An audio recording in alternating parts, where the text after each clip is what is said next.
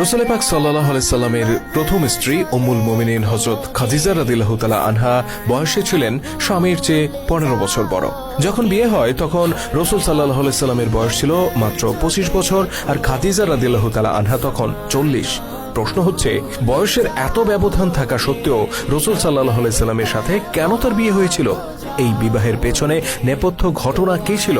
কি কারণে একজন 25 বছর বয়সী সুদর্শন যুবক মুহাম্মদ সাল্লাল্লাহু আলাইহি সাল্লাম নিজের চেয়ে 15 বছর বড় একজন নারীকে বিয়ে করলেন? এই প্রশ্নগুলো কি কখনো আপনার মনে উকি দিয়েছে?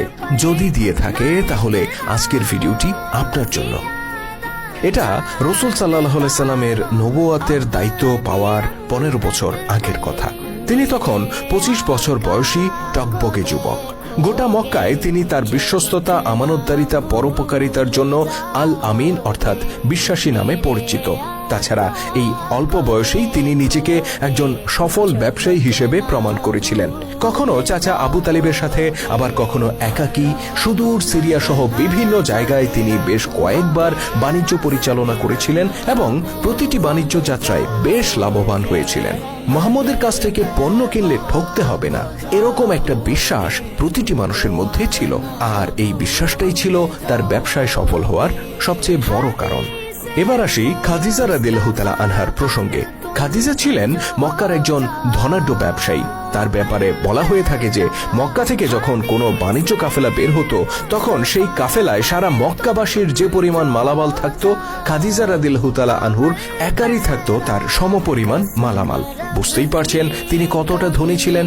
কিন্তু এত ধন সম্পদ থাকা সত্ত্বেও খাদিজা রাদিয়াল্লাহু তাআলা আনহা ওই সময় ছিলেন স্বামীবিহীন।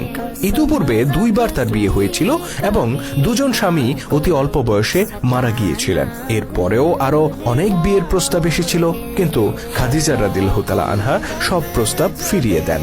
এদিকে সময় তো আর কারোর জন্য বসে থাকে না, ক্রমেই বয়স বাড়তে থাকে খাদিজা রাদিয়াল্লাহু তাআলা আনহার। বয়স যখন 40 ছুঁই তখন খাদিজা রাদিয়াল্লাহু তাআলা আনহা একবার ভাবলেন তিনি সিরিয়ায় একটি বাণিজ্য কাফেলা পাঠাবেন। সেই কাফেলার দায়িত্ব তিনি দিবেন খুব বিশ্বস্ত কোনো ব্যক্তির উপর। মক্কার অপরাপর বাসিন্দাদের মতো খাদিজাও জানতেন মক্কায় মুহাম্মদ ইবনে আব্দুল্লাহ নামে একজন বিশ্বস্ত যুবক বসবাস করেন। তিনি লোক মারফত মুহাম্মদ সাল্লাল্লাহু আলাইহি সাল্লামের কাছে এই বাণিজ্য পরিচালনার জন্য প্রস্তাব পাঠালেন। সেই প্রস্তাবে তিনি বললেন, আপনি যদি আমার বাণিজ্য কাফেলার দায়িত্ব নেন তাহলে আপনাকে অন্যদের তুলনায় আমি দ্বিগুণ পরিমাণ মুনাফা দেব। মুহাম্মদ সাল্লাল্লাহু আলাইহি সাল্লাম খুশি মনে এই দায়িত্ব গ্রহণ করেন। অতঃপর মুহাম্মদ সাল্লাল্লাহু আলাইহি সাল্লাম খাদিজার মালামাল নিয়ে মক্কা থেকে সিরিয়ায় গেলেন এবং সেগুলো সিরিয়ার বাজারে বিক্রি করলেন। অতঃপর সেই অর্থ দিয়ে তিনি সিরিয়ার বাজার থেকে কিছু মালামাল কিনলেন এবং সেগুলো আবার মক্কার বাজারে এনে বিক্রি করলেন। বাণিজ্য শেষে দেখা গেল খাদিজা রাদিয়াল্লাহু তাআলা আনহা যে টাকা বিনিয়োগ করেছিলেন লাভ হয়েছে তার প্রায় দ্বিগুণ। খাদিজা রাদিয়াল্লাহু তাআলা আনহার একজন ভৃত্য যার নাম ছিল মায়সারা, তিনি এই বাণিজ্য যাত্রায় মুহাম্মদ সাল্লাল্লাহু আলাইহি সাল্লামের সাথে গিয়েছিলেন। তিনি বাড়ি ফিরে খাদিজাকে এই সুসংবাদ দান করেন।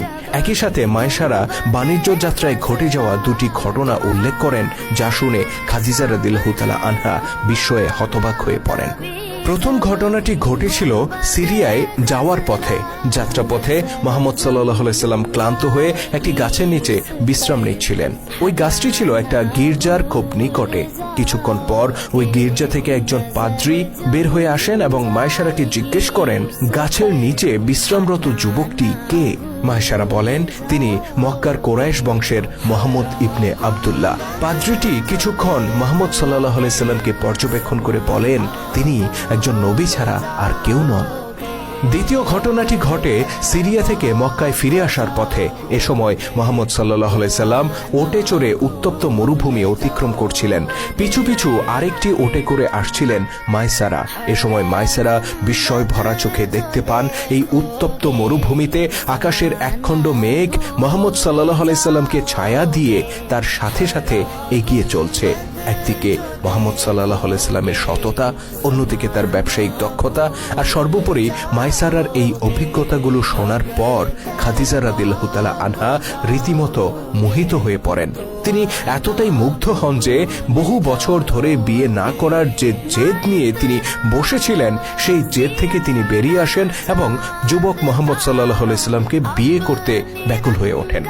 অতঃপর খাদিজা রাদিয়াল্লাহু তাআলা আনহা নিজেই মুহাম্মদ সাল্লাল্লাহু আলাইহি সাল্লামের সাথে সাক্ষাৎ করেন এবং তাকে বিয়ের প্রস্তাব দেন। মুহাম্মদ সাল্লাল্লাহু আলাইহি সাল্লামও তাকে বিয়ে করার ব্যাপারে সম্মত হন, কিন্তু বিপত্তি বাধে অন্য জায়গায়। খাদিজা রাদিয়াল্লাহু তাআলা আনহা তাকে অনুরোধ করলেন, আপনি আমার পিতা খোয়াইলিদের কাছে গিয়ে আমাদের বিয়ের ব্যাপারে আলাপ করুন। কিন্তু মুহাম্মদ সাল্লাল্লাহু আলাইহি সাল্লাম আপত্তি করে বললেন, আপনার পিতা এই প্রস্তাব কখনো মেনে নেবেন না। আপনারা ধনী পরিবার, আমরা তা নই। আপনার পিতাকে এ ব্যাপারে রাজি করানো আপনারই দায়িত্ব। বেচারি খাদিজা রাদিয়াল্লাহু তাআলা আনহা পড়ে গেলেন বিপদে। তিনি নিজেও জানতেন তার পিতাকে এ ব্যাপারে রাজি করানো সহজ হবে না। তিনি ভাবতে থাকলেন কিভাবে তার পিতাকে রাজি করানো যায়। অনেক চিন্তা ভাবনা করে তিনি শেষ পর্যন্ত একটা ফোন দিয়ে আঁকলেন। পিতা খোয়াইলিদের একটা বদ অভ্যাস ছিল যে তিনি নিয়মিত মদ পান করতেন। তো এরকমই একদিন মদ খেয়ে তিনি মাতাল অবস্থায় ছিলেন। এই অবস্থাতেই খাদিজা রাদিয়াল্লাহু তাআলা আনহা তার কাছে যান এবং মুহাম্মদ সাল্লাল্লাহু আলাইহি সাল্লামের কাছে তাকে বিয়ে দিতে অনুরোধ করেন। খোয়াইলিদ তখন ছিলেন অন্য দুনিয়ায়। তিনি আকপাচ কিছু না চিন্তা করেই সম্মতি জানিয়ে দেন। খাদিজাও তখন খুশি মনে ফিরে আসেন এবং পরিবারের সবাইকে জানিয়ে দেন তিনি মুহাম্মদ সাল্লাল্লাহু আলাইহি সাল্লামকে বিয়ে করবেন, আর এই ব্যাপারে তার পিতা সম্মতি জানিয়েছেন। এই পর্যন্ত সব ঠিকঠাক চলছিল, কিন্তু বিপত্তি বাধল যখন পিতা খোয়াইলিদের মাতলামি কেটে গেল। তিনি স্বাভাবিক হওয়ার পর ঘটনা জানতে পেরে বেশ ক্ষিপ্ত হয়ে ওঠেন। নিজের মেয়েকে 15 বছর কম বয়সী এক দরিদ্র যুবকের কাছে বিয়ে দিতে তিনি অস্বীকৃতি জানান। বেচারি খাদিজা রাদিয়াল্লাহু তাআলা আনহা আবারও পড়ে গেলেন মহাবিপদে। তৎকালীন আরব সমাজে পিতার সম্মতির বাইরে কাউকে বিয়ে করা মেয়েদের পক্ষে অসম্ভব ছিল। খাদিজা রাদিয়াল্লাহু তাআলা আনহা তখন আবার তার পিতার কাছে গেলেন এবং অনেক অনুনয় বিনয় করে তাকে বোঝানোর চেষ্টা করলেন। তিনি মুহাম্মদ সাল্লাল্লাহু আলাইহি সাল্লামের চারিত্রিক গুণাবলী, তার ব্যবসায়িক দক্ষতা এবং মক্কার মানুষদের কাছে তার জনপ্রিয়তা সবকিছু তুলে ধরে তাকে রাজি করানোর চেষ্টা করলেন। আর শেষমেশ খোয়াইলিদ নিজের মেয়ের মুখের দিকে তাকিয়ে সম্মতি জানিয়ে দিলেন। অবশেষে দুই পরিবারের মধ্যে আনুষ্ঠানিকভাবে কথাবার্তা পাকা করে নির্ধারিত দিনে মুহাম্মদ সাল্লাল্লাহু আলাইহি সাল্লাম ও খাদিজা রাদিয়াল্লাহু তাআলা আনহার শুভ বিবাহ সম্পন্ন হলো। মোটামুটি এই ছিল হযরত খাদিজা রাদিয়াল্লাহু তাআলা আনহার সাথে রাসূল সাল্লাল্লাহু আলাইহি সাল্লামের বিবাহের ঘটনাবলী। তবে বিষয়টি ঐতিহাসিক গ্রন্থগুলোতে আরো বিস্তারিতভাবে বর্ণনা করা হলেও আমরা এখানে খুব সংক্ষেপে ঘটনাটি বর্ণনা করলাম। যাই হোক, রাসূল সাল্লাল্লাহু আলাইহি সাল্লাম ও খাদিজা রাদিয়াল্লাহু তাআলা আনহার বিয়ের এই ঘটনাটি আপনাদের কাছে কেমন লাগলো কমেন্ট করে জানাতে ভুলবেন না।